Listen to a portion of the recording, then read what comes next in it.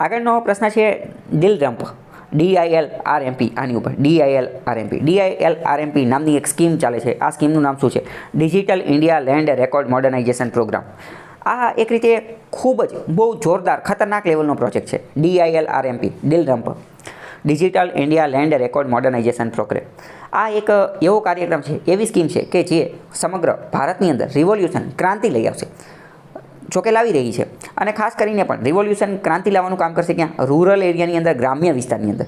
તમે એક નામ સાંભળેલું હશે, સ્વામિત્વ યોજના. સ્વામિત્વ યોજના જે છે, આ સ્વામિત્વ યોજના એ પણ આની સાથે જ સંબંધિત છે. સ્વામિત્વ યોજના ગ્રામ્ય વિસ્તારની અંદર બહુ ખતરનાક લેવલનું કામ કરી રહી છે. સ્વામિત્વ યોજના ઉપર વારંવાર પ્રશ્ન પૂછાય છે. તલાટીની અંદર પ્રશ્ન પૂછાઈ ગયો હતો, બરાબર. આમે તલાટીમાં તો પૂછાય જ ને, કારણ કે તલાટીનું જ મેઇન કામ સ્વામિત્વની તમામ કામગીરી તે તલાટીએ કરવાની હતી, અને ગામડાની અંદર જ તો એ બધું કામ કરવાનું હતું. અત્યારે આપણે ઇન શોર્ટ આ વાત કરીએ કે digital India land record modernisation programme આ શું છે. પહેલાં હું તમને આ પ્રોગ્રામ સમજાવી દઉં. આના અંતર્ગત ગામડાની પહેલાં તમે સમજો કે ગામડાની અંદર શું હોય કે ગામડાની અંદર જમીન હોય ઘણી બધી, બરાબર. ગામડાના લોકોની જમીન હોય, પણ એ લોકોની જે જમીન હોય ને, તો એમની પાસે એમના પાક્કા દસ્તાવેજ ન હોય. એમની પાસે એના પાક્કા દસ્તાવેજ હોય નહીં. દસ્તાવેજ, કાગળિયા, ઘરના જે દસ્તાવેજ, લેખ આપણે જેને કહીએ અથવા દસ્તાવેજ કહીએ, એ એમની પાસે હોય નહીં. એમની પાસે શું હોય? તો એક તો કે વેરા પોઈન્ટ હોય, એક તો એમની પાસે અમુક વાર આકારણી હોય, આકારણી. પરંતુ હવે આકારણી અને વેરાપોચ એ મિલકતની માલિકીનો પુરાવો નથી. તો મિલકતની માલિકીનો પુરાવો શું છે? તો એ તો રેવન્યુ રેકોર્ડ્સ છે. મહેસૂલી કાગળિયા જે છે એ છે. તો ગામડાની અંદર ઘણા બધા લોકો પાસે આવા રેવન્યુ રેકોર્ડ્સ, મહેસૂલી કાગળિયા સાચવેલા હોતા નથી. પહેલી વસ્તુ. બીજી વસ્તુ, ગામડાના જે નકશા જે છે એ પણ એટલા ખતરનાક, જોરદાર, લેટેસ્ટ, ન્યૂ, ડિજિટલ હોતા નથી. નકશા અમુક વાર ફાટેલા, તૂટેલા, આડાવડા હોય છે. એટલે મેપના પણ અંદર લોચા હોય છે. બીજી વસ્તુ.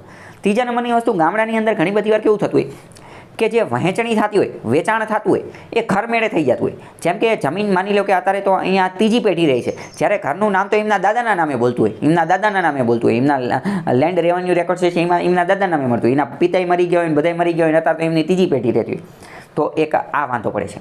બીજું કે ત્યાં જે વહેંચણી થતી હોય, તો માની લો કે રાજ નામનો વ્યક્તિ જે છે એ અશોકને વેચી દે, બરાબર. તો રાજ નામનો વ્યક્તિ અશોકને વેચે છે, તો અશોકે રાજને પૈસા દઈ દીધા, પરંતુ એને જે કાગળિયાને એ બધું થવું હોય, ઘર મેળે સમજૂતી થઈ જતી હોય, તો એના જે કાગળિયા જે કાયદેસરની જે થવું જોઈએ એ થતું હોતું નહોતું. અને ગામડામાં તમને ખ્યાલ હશે કે પ્રિન્સલી સ્ટેટ્સ જે તે સમયે હતા, તો એ તો જે તે સમયે હું કે ભાઈ તામ્રપત્રની ઉપર ને ઓલા પેલા ઉપર જે છે લખાણ લખી અને દઈ દેતા હતા. તો એ લખાણ અત્યાર સુધી સાચવેલું હોય, ન સાચવેલું હોય, પહેલી વસ્તુ. બીજું, અંગ્રેજોના સમયમાં પણ આ જ રીતનું લખાણ ને ઓલું પેલું એવી રીતે દઈ દેતા હતા.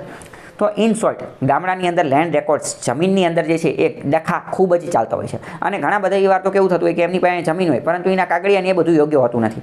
તો સરકારે આ વસ્તુના સમાધાન માટે શું કર્યું કે આપણે જેટલા પણ લેન્ડ રેકોર્ડ જે છે એને ડિજિટાઇઝડ કરી દઈશું, ડિજિટલ બનાવી દઈશું અને મોડર્ન, આધુનિક બનાવી દઈશું. એની માટે આ આખો DILRMP નામનો પ્રોગ્રામ જે છે એ શરૂ કર્યો. Digital India land records modernisation programme. આ એટલો મોસ્ટ IMP ટોપિક છે કે આની ઉપર મેઇન્સમાં પણ પ્રશ્ન પૂછાઈ શકે. મેઇન્સમાં એવો પ્રશ્ન પૂછાઈ શકે કે how DILRMP programme will revolutionised rural economy, અથવા તો ગ્રામીણ અર્થવ્યવસ્થાને આ DILRMP પ્રોગ્રામ જે છે એ કઈ રીતે પ્રભાવિત કરશે, અથવા તો આની અંદર એટલું શક્તિ રહેલી છે કે એ ગામડાની સમગ્ર ઇકોનોમીને પ્રવાહિત કરી દેશે. તો આવા પ્રશ્ન જે છે 10 માર્કની અંદર, 15 માર્કની અંદર, 20 માર્કની અંદર પૂછાઈ શકે, બરાબર, મેઇન્સમાં. અને આના અંતર્ગત જ તો સ્વામિત્વ યોજના આવેલી છે. સ્વામિત્વ યોજના પણ હું તમને થોડી સમજાવી દઉં. તો કે સ્વામિત્વ યોજના એ આના અંતર્ગત જ છે. એની અંતર્ગત શું કરવામાં આવેલું કે ડ્રોન ઉડાડ્યા હતા.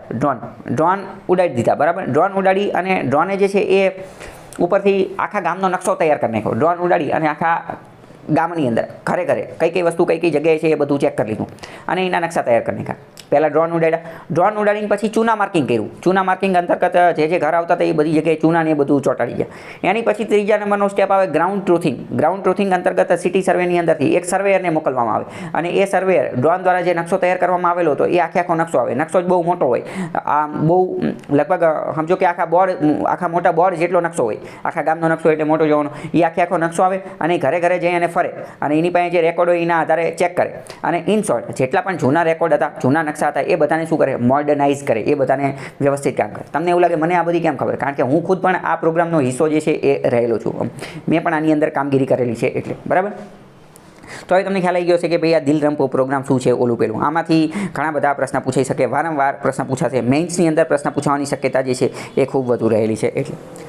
હવે વિધાન જોઈએ કે શું કહેવા માંગે છે કે ભાઈ આ દિલ રામ્પો પ્રોગ્રામ જે છે એમાં 100% ફંડિંગ જે છે એ કેન્દ્ર સરકાર દ્વારા આપવામાં આવે છે. તો પહેલું વિધાન સાચું છે કે આમાં બધા પૈસા જે છે એ કેન્દ્ર સરકાર આપે છે. પહેલું વિધાન બિલકુલ સાચું છે. બીજું વિધાન એવું કહે છે કે આ સ્કીમ અંતર્ગત જે કેડેસ્ટ્રલ મેપ્સ જે છે એને ડિજિટાઇઝડ કરવામાં આવશે. કેડેસ્ટ્રલ મેપ્સનો મતલબ શું? ગામડાની અંદર જે જૂના ફાટેલા તૂટેલા જર્જરિત હાલતમાં જે મેપ હોય એ, તો એને ડિજિટાઇઝડ કરવામાં આવશે. તો પહેલાં તો મેં તમને કહી દીધું કે આનું મેઇન ઉદ્દેશ્ય જે છે કે લેન્ડ રેકોર્ડ જે છે એને મોડર્નાઇઝ કરવા અને ડિજિટાઇઝ કરવા. બીજું વિધાન સાચું છે.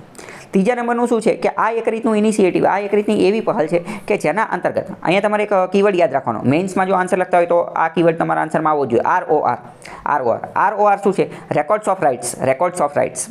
તો આજે આ એક એવી પહેલ છે કે જેના અંતર્ગત ROR રેકોર્ડ્સ ઓફ રાઇટ્સ કોના? તો કે લેન્ડ, જમીનના જે રેકોર્ડ્સ ઓફ રાઇટ્સ, જમીનના અધિકારોના દસ્તાવેજ. રાઇટ્સ એટલે શું? પહેલાં જો records of rights of land, આ ઇંગ્લિશમાં આખો શબ્દ યાદ રાખો. Records of rights of land. ગુજરાતીમાં જુઓ તો જમીનના અધિકારોના દસ્તાવેજ. રેકોર્ડ્સ એટલે દસ્તાવેજ. જમીનના અધિકારોના દસ્તાવેજ જે છે એને લોકલ લેંગ્વેજમાંથી બંધારણની દરેકે દરેક બંધારણ દ્વારા જેટલી માન્ય ભાષા જે છે એ બધાની અંદર જે છે એને ટ્રાન્સલેટ કરવામાં આવશે. બધાની અંદર એને ટ્રાન્સલેટ કરવામાં આવશે.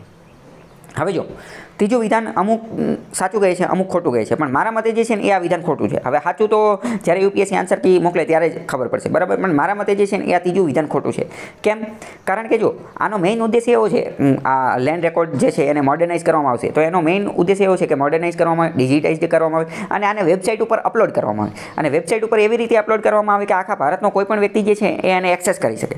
હવે જો આખા ભારતનો કોઈ પણ વ્યક્તિ એને એક્સેસ કરી શકે તો મોટે ભાગે એને ઇન્ટરનેટ ઉપર અપલોડ કરવામાં આવશે. તો ઇન્ટરનેટ ઉપર અપલોડ કરવામાં આવશે તો મોટે ભાગે તો એની ભાષા કઈ હશે? ઇંગ્લિશ હશે. અત્યારે તમે જોતા છો કે આપણે ગુજરાતની જ વાત કરીએ. હાલો, એની રોડ નામની વેબસાઇટ છે, એની રોડ, બરાબર. એની રોડની અંદર તમે કોઈ પણના 7, 12, 8 જે છે એ જોઈ શકો છો, નકશાને બધું જોઈ શકો.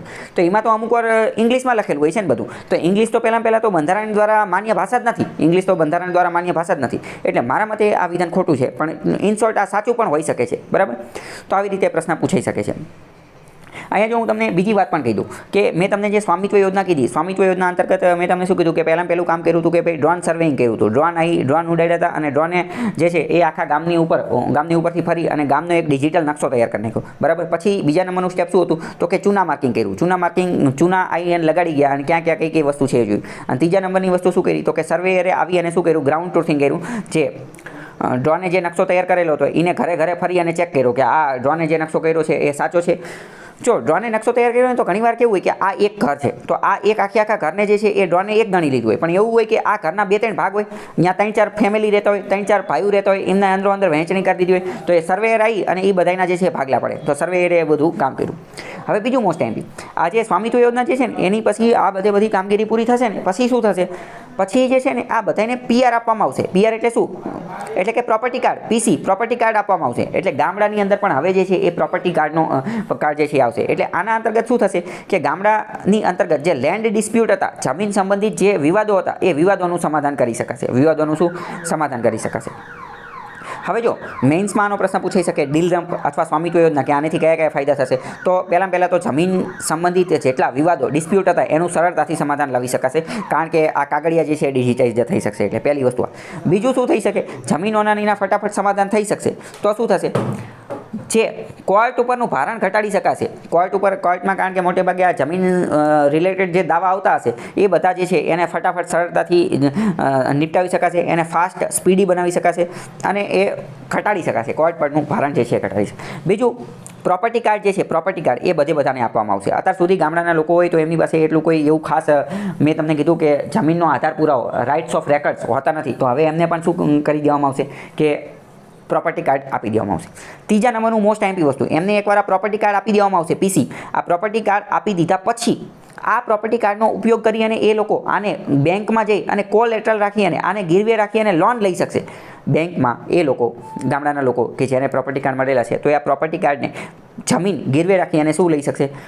જે જમીન ગીરવે રાખી અને લોન લઈ શકશે. હવે જો અહીંયા બીજી વાત હું કહું, અત્યાર સુધીમાં ગામડામાં એ બધી જગ્યાએ ઘણી બધી વાર કેવું થતું હતું કે બેંકોવાળા જે છે એ એક જ પ્રોપર્ટી ઉપર 2-3 વાર લોન આપી દેતા હતા. કારણ કે અત્યારે મેં તમને કીધું કે આકારણી હોય અથવા તો વેરા પોઈન્ટ્સ ને એ બધું હોય, તો એના આધારે બેંકોવાળા અલગ એક જ પ્રોપર્ટી ઉપર 4-5 અલગ જગ્યાએ લોન દઈ દેતા હતા. પણ હવે એવું નહીં થઈ શકે. કેમ? કારણ કે હવે તો પ્રોપર્ટી કાર્ડ એક આવી ગયું છે, સ્વામિત્વ યોજના આવી ગઈ છે, બધા લેન્ડ રેકોર્ડને ડિજિટાઇઝ કરી દેશે. એટલે એક જ પ્રોપર્ટી ઉપર એક જ વાર લોન આપી દેવામાં આવશે અને એનો બોજો જે છે એ નોંધી દેવામાં આવશે, બરાબર. તો ઇન ઇન શોર્ટ અહીંયા એક બીજો ફાયદો તમે એ પણ લખી શકો છો કે પ્રોપર્ટી રિલેટેડ જે લોન રિલેટેડ જે ફ્રોડ થતા હતા એને પણ અટકાવી શકાશે અને ફટાફટ આને કોલેટરલ ગીરવે મૂકી અને લોન ને એવું બધું પણ લઈ શકાશે, લોન ને એવું બધું લઈ શકાશે તો રૂરલ ઇકોનોમીને બૂસ્ટ કરી શકાશે, અહીંયા ઇન્વેસ્ટમેન્ટને એ બધું વધશે, અહીંયા ઉદ્યોગ ધંધાને એ બધું જે છે એ કરી શકાશે અને જે ફ્રોડ થતા હતા એ પણ ઘટાડી શકાય. અહીંયા મેં તમને જે છે મેઇન્સનો પણ ટોપિક કહી દીધો કે મેઇન્સમાં પણ પ્રશ્ન પૂછાય તો આવા કીવર્ડ ડેટા પોઈન્ટ માહિતી ફેક્ટ લખી શકો છો.